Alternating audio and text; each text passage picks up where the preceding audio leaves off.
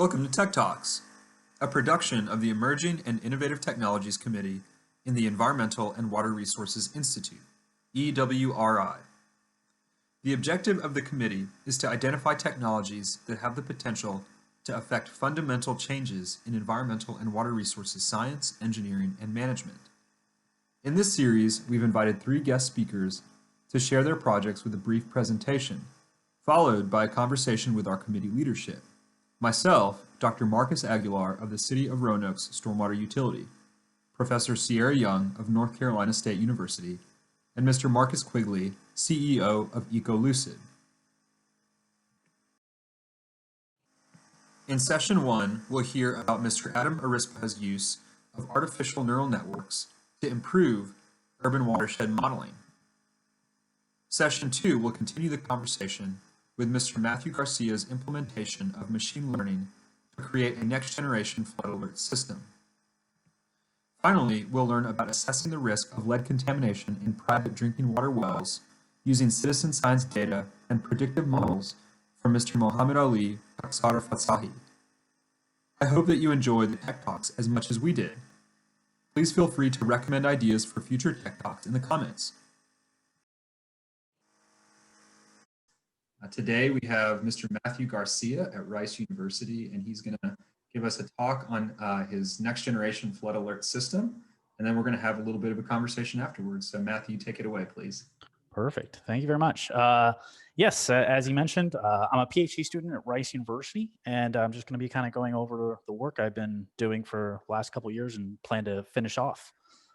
Just to kind of give some reference to real-time flood alert systems, it's the problem of taking your real-time data, either gauge or radar inputs, and being able to compute all of your hydrologic and hydraulic processes is as fast as possible. So the goal is to effectively get that warning time as long before the actual flooding event happens. And when you're doing that with a limited computing resources, you end up kind of compromising with 3 major things that you're trying to balance: either the accuracy of your modeling, the model size domain, either local, county, or nationwide level, or your computation time.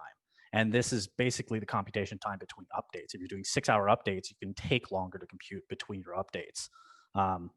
And the 2 major camps on which this is done is the first one, which is much more common, the one that's very commonly used, National Weather Service uses this, is effectively using watch points or assuming the hydraulics or other methodologies, either statistical methods, otherwise. You're basically trying to limit the computation, right? You try and get as much information and as much useful information with as little computation as possible, so you can do that in real time.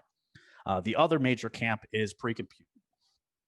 When you pre-compute, especially with what the Speed Center's done at Rice since early 2000s with the Texas Medical Center, is something that they call the floodplain map library. So all of the hydrologic processes are done in real time, but the hydraulic processes, which are much harder to model in real time, are pre-computed. So we effectively make a series of different storm types, and we model as much as we can. And then while the rain is falling, you basically pick out the map that is closest to the existing rainfall measurements. And that's kind of been the status quo for about 10, 15 years at this point. But we're trying to lead into what's the next generation of this, what makes this better. And it's quite a few things that we can actually do to kind of take a massive step forward. And the first being, why not use all the capabilities that we have? We should be using 2D unsteady hydrologic models.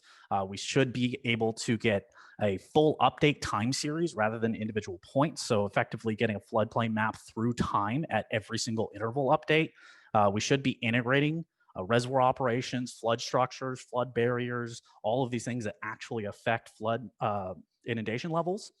And the last one is being able to display this in a fast and effective way to public. Whether that's estimates of road flooding for emergency management, lots of different reasons that we should be using this. And all of these things are actually in place. The 2D models exist, real-time inundation mapping doesn't exist, right? The reason is it takes too long. So if we had all the computing in the world, we could do this. And one of the ways we can do this is with machine learning. And it sounds like a buzzword, but there is some massive pitfalls. But in a big picture, it effectively works a lot like the FPML, where we're doing all the computation beforehand. and we end up with the outputs. It can just handle a lot more. So to kind of go into those pitfalls that I'm discussing, just kind of a crash course on the general idea of ML for a supervised machine learning problem is effectively the machine is building a function. It's basically building a function between an input and an output. And in this case, all of your hydrologic processes and all your hydraulic processes are basically inside of this half. It's basically, I take in an input rate or rainfall and immediately get my inundation maps output. And again, it looks great on paper. If you talk about it, there's lots of successes in other fields. And you'd think that people have been trying, and they have. There's been papers since early 2000s trying to use ML for different purposes, but there's two major issues with that. The first being that it takes a massive amount of time to compute these. You know, if I'm talking about something on a 2D computation that takes 6 to 10 hours to run, you know, to get tens of thousands of these out, it's going to take months. And by the time you get to that point, the big difference with this versus other fields is that it's a dynamic system. You're going to end up with new developments, new storm drain systems. You're going to end up with channel modifications, all sorts of things that end up happening. And so basically, by the time you get it done, it could be out of date. And that's kind of been a non-starter for most. My assumption of why no one's attempted this. The other major limitation is the amount of data that we have. Especially when you start talking about higher indices storms, like your 100-year, 500-year events, you only have a handful of actual observed data points for that. So if you're trying to model something, it needs to be able to cover the entire domain of possibility.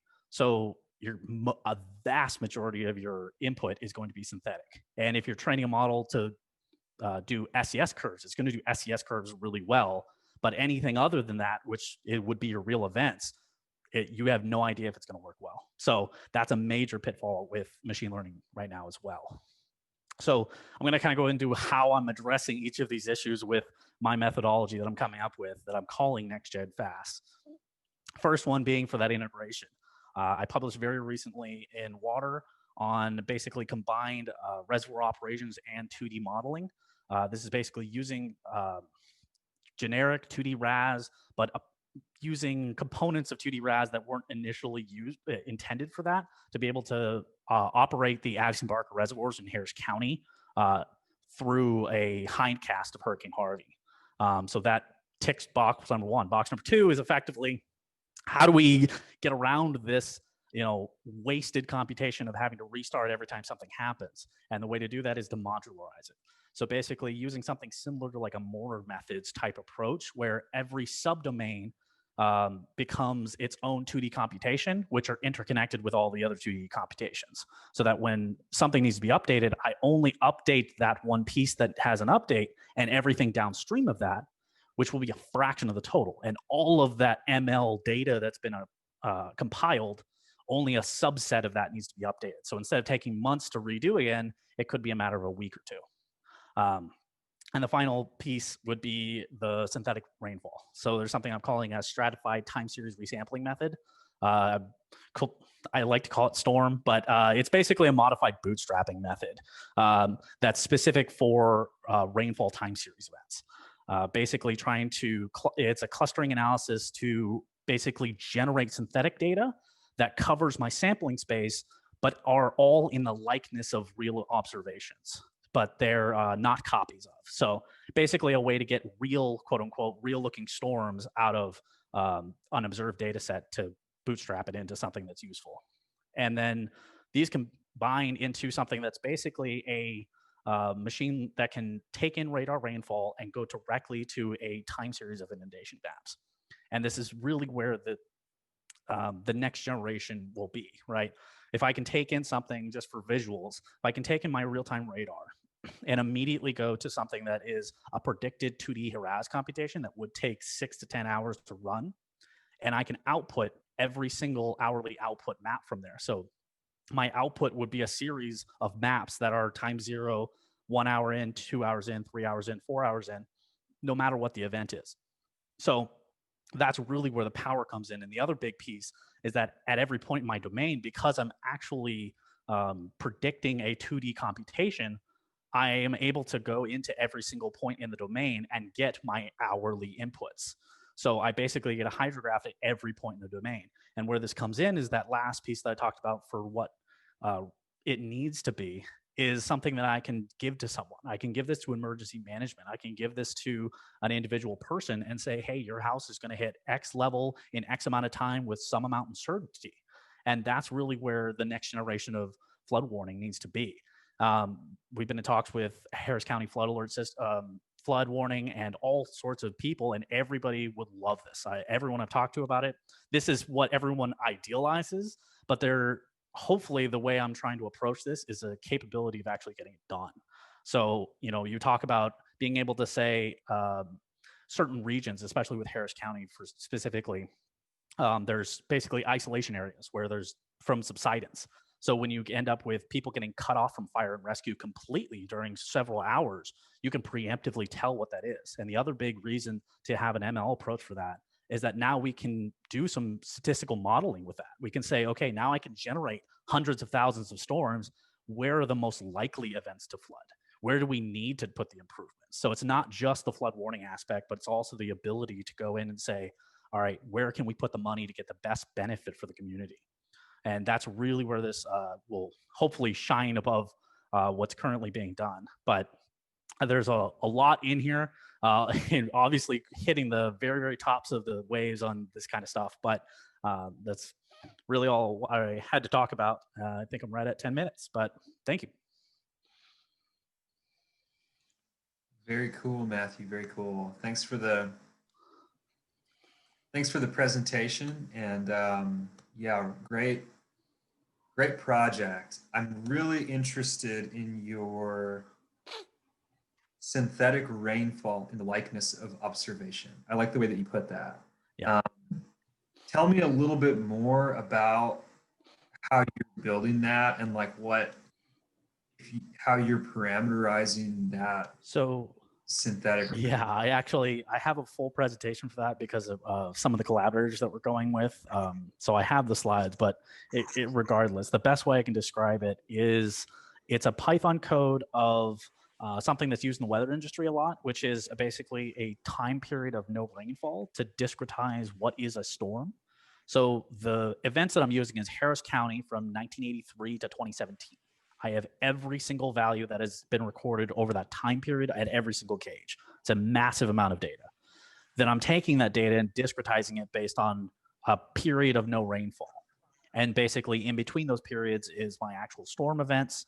I'm threshold valuing essentially anything below a 25-year inundation period I just assume isn't going to flood. So I take those are my flooding rainfall events because that's really all I care about right now. And then from there, you start clustering into, right now I have 4 categories of my super small storms, my small, my medium, and my large storms. And that's so that I can basically non-dimensionalize them both temporally and volume-wise. And they don't end up, so my temporal relationship doesn't get thrown away, right? Because the temporal relationship of a very small storm, I'm making the assumption that all small storms are like, and it's less than 3-hour events, and the other cutoff is like 3 hours to 6 hours, and then so on. But that's the major assumption I'm making, is that everything in that category has a similar likeness. But I'm excluding the fact that a 2-hour event won't look like a 22-hour event, right? So that's really where that starts to be able to be realistic in that sense. Do those methods, how do they differ in outcomes from like a deconvolution approach? So the big thing with deconvolution and a lot of other time series approaches is that normally you're taking point by point and you end up losing that temporal relationship. Mm-hmm. So like if I took each storm and I made a function through time of that individual storm, right, most convolution methods will destroy that and then end up averaging through the data set, which is not what I want, right? I don't want an average, otherwise I could just go get an SCS curve. So that's the big picture, is individual events. I end up trying to use some statistical methods of like, can I get statistical approaches through it? And it turns out it's just, it's either random or chaotic. In either case, I could not get any functional relationship. And obviously that was the first approach. But yeah, that's great. It basically ended up going down to it had to be something like that. And I figured out a way to round it. But yeah, this was not idea 1. This was idea 10. But I ended up finding a way to get it done. Yeah, it sounds very exciting. I'd love to read what else you've written on this, or have you come back and do another presentation here. Yeah. One thing that I thought was really interesting, you alluded to at the end, and actually it came up, we did another one of these that was heavy on machine learning as well. But this idea, this is actually, I think, an important one in general for our industry, is that doing things faster is not just about speed. It's about fundamentally shifting what you're able to accomplish and think about entirely new problems in new ways. So I know you touched on it just a bit there, but I think it's a really important thing to come back to too. So it's not just about real-time prediction. You're saying we can think about problems in kind of a brute force way because we're able to run such large numbers of simulations. So are there a couple of examples, or do you have other ideas where this kind of plays out? Yeah. So the big thing is with the collaboration that I was talking about with this storm thing. So the collaborators that it's Dr. Jamie Pageant at Rice University. So her group works on structural analysis from hazards. But if you think about that, from hazard analysis, you're trying to estimate the risk of something failing during major events. Mm-hmm. And the biggest problem for them is collecting events, right? What's the input data, right? Exactly. So that's the big thing, is that you have hazard and risk analysis, you have structural analysis, you have optimization for like storm sewer, anything that you're talking about that needs these hydrologic, if you're not storm sewer, but a combined storm sewer. So basically trying to water reuse type approach. All of these things that need hydraulic processes, these are really expensive computations to do effectively. And if you're able to make them cheap, then you could just start doing all kinds of stuff with it, right? It's basically step 1. There's so many inputs that this kind of data needs to go into, but generally it's just kind of assumed, or there's some statistical methods to try to get something so that you can start. But these other industries and other fields really could benefit from it. Yeah, it's interesting. You don't really realize these things until you kind of get into what's possible, and you live in a world where like things are fast, or you're able to automate. There's this inclination to think that technology is kind of a race to the bottom on efficiency, and it's some kind of zero-sum game. And it's a great example of the fact that it's an additive game. You add these new capabilities, and all of a sudden you realize there's all kinds of new value and solve problems in ways you never thought of. So I'm always encouraging people on technology to push in that direction. Yeah, I mean, it's a good example. Yeah, I mean, it's the same idea as stochastic methods back in the 70s and 80s, right? People were trying to figure out how to do these things. And once stochastic methods became prevalent, then you started to end up with these massive, spatially and temporally averaged methodologies to get, regional, national hydraulics, right? That was not even a thing before that point. It was just measure empirically and start going. So yeah, like you said, one breakthrough in making something better leads to a lot more. Yeah, excellent. So Matthew, I have a question about the I guess it's the green box on this slide. Yes. Yeah. Really focus on kind of like the retraining aspects of this. So you were saying that when there's a change to the watershed, actually a physical change, right? Like, so giant development, new impoundment structure, whatever it may be. Yep. That a benefit of your methodology here is that you don't have to retrain the whole thing. You only have to retrain the sub areas or sub catchments or whatever that are affected. So first of all, that's like a really good and probably not always thought about component of like modeling, in that as soon as we finish building and calibrating the model, it probably, there's been some development that changes it. But so I'm glad that you guys are thinking about that, especially because of the rate of development in Harris County and Houston.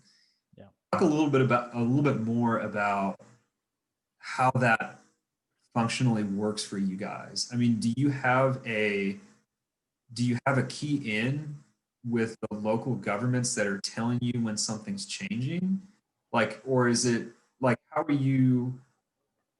you getting this information about changes, physical changes to the watershed? Is it just a GIS exercise, or is it that your stakeholders are actually telling you, hey, the watershed is changing in this location, therefore you need to go retrain your ML? Yeah. So this is actually um, just at proof of concept. I have basically a toy model. Well, not toy, but I mean it's a subcatchment of White Oak Bayou. But I basically proved that I can do this.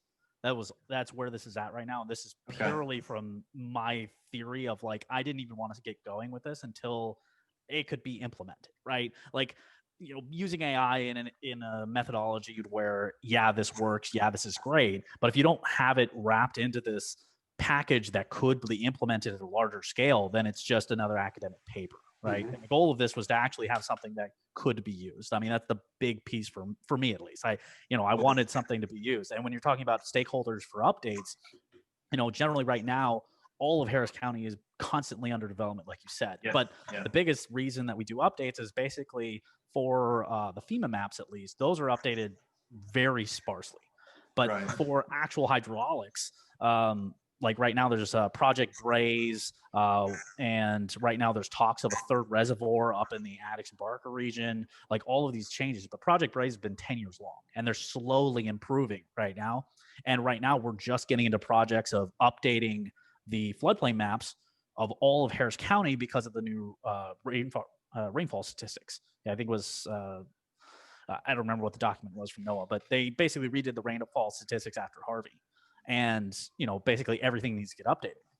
But it's a matter of, we know, and my advisor's been telling me for years that basically 5-6 years out, it's gone. Like it's basically worthless. Yep. Just because you have so much change. So it's not Yep. really people telling us it needs to happen, but it's more so, someone getting a notification, hey, it's going to flood, and it's already at their feet, right? It's just a matter of, especially with urbanization, your lead time gets shorter and shorter and shorter. So then you actually need to get more accurate, you need to get faster. So Is that just slicing the HEC-RAS model up into subcomponents and then using the boundary conditions as the input kind of for the downstream model from the upstream model? exactly. And then you're saying like, okay, just forget everything upstream. I'm just going to take the boundary condition output and then rewrite it downstream for the new conditions. Yeah, and there's a big issue right now that I'm having with the discretization of that, because RAS will only output down to I think it's 15 minutes for the detailed hydrologic output. So I'm doing 1 second computations at the scale that I'm doing it at, but you're ending up with 15-minute inputs. So you end up with a little bit of effectively smoothing. If there's some transient that happens to come down, some flood wave front or something, exactly. So it hasn't been extremely relevant. I mean, we're like, I'm sitting here trying to do a proof of concept, and it's plus or minus, a tenth of a foot type of stuff. I'm like, oh my God, it's going off. But, in a real practical sense, if you're doing something on a large enough scale, it doesn't really affect anything. And the bigger issue is being able to get smaller and smaller sections. So the smaller the more you cut it up, the less the transients matters, because it's basically your cells. It's the same thing as a cell size, right? Except you're doing it model by model. That's great. I assume you're probably taking the 15-minute data and then synthetically creating the 1 second intervals and then using those as the inputs. So the great part of that is I don't even need to do that. So you didn't have to. No, so it just does fine with the 15-minute data. Yeah. So, and that's the thing is that you can. So that's part of HEC-RAS in general. I mean, there's been convenience tools. I guess it has to do that, right? I mean, you get 1 hour intervals. True. Yeah, you get 1 hour inputs, and you can do 1 second. Yeah, absolutely. Yeah, it's just like Swim does the same thing, right? I mean, you end up kind of like smoothing a whole bunch of data. Yeah, and I mean, there's other models that could do this far better. Like, don't get me wrong. Like, using HEC-RAS for this portion is definitely not convenient. It's not nice, and it doesn't look good. But the same reason I wanted to use RAS is the same reason that I wanted to have this discretization, is that if I can't give something to someone and say, hey, this is a model we know works, here it is, it's the official government model, we can use this model, and I can make a prediction that is literally just that model. Yeah, that's great. It's a supervised problem. If we trust the model, then we trust this.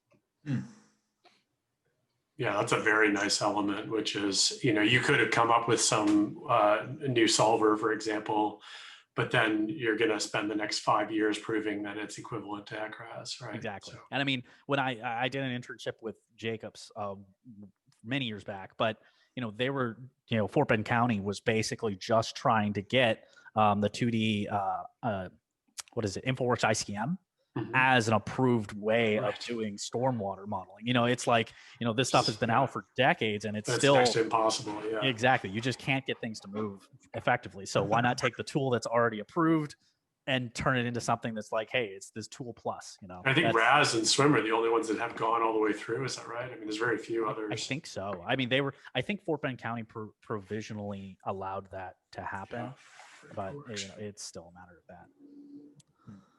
Or not, it's not Fort Bend County. It's wherever, Fort Worth, not Fort Bend, Fort Worth County. One of the forts. Yeah. Yeah. It was it was up in the DFW area. But either way, yeah, that's another big reason to use this. I mean, like you said, I could build a solver and do it. Right now for actually building the model process is where I'm at right now, but I'm using a toy prop. Right. I wrote my own script to do a little 6x6 grid that does a hydrologic process so that I can get my 40,000 iterations and then see if I can get a model to train it. Right. Because I'm not going to spend 6 months just to find out it won't work, So that's the kind of thing you're talking about. Yeah. And yeah, I mean, also not only impacts the duration of the predictions, but how long it takes to get the PhD done, right? So. Yeah, that's true. My advisor was only letting me stay because of the NSF. So he wanted me out in full. one of the input constraints on the problem. Yeah. Yeah, exactly.